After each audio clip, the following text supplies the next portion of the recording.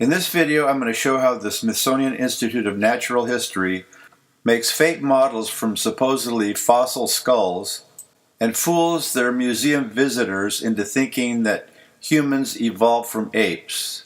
What you will be looking at is the biggest scam in the history of modern science. The first part of this scam is to find and name some very old ape bones.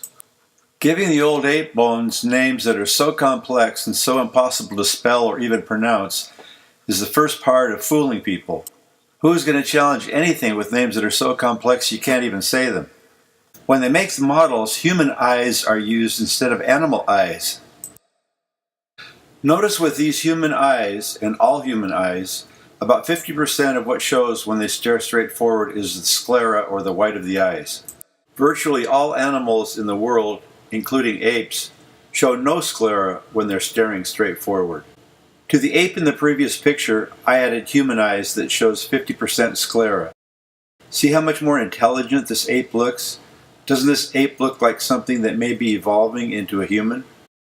These are 6 hominid models displayed at the Smithsonian Institute of Natural History. Notice how the eyes of each one has a large display of sclera. Of course, this makes them look very thoughtful, intelligent, and pre-human.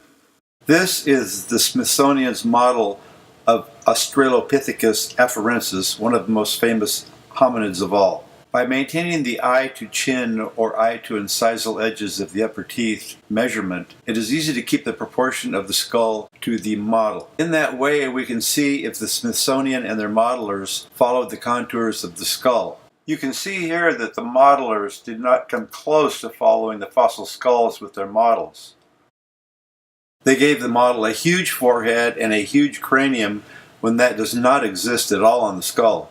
The colored area shows the volume that the Smithsonian added to their model so they could make it look human. I made my own model using ape characteristics: ape expression, ape skin, ape hair, ape eyes. Unlike with the Smithsonian model, I made absolutely certain that my model fit the contours of the fossil skull. Here's my model underneath the skull. You can see how perfectly it fits. Compare mine to the fraudulent Smithsonian model. Now that you know how the Smithsonian fraud works, let's take a look at some of the other hominid models and see if they get the same treatment.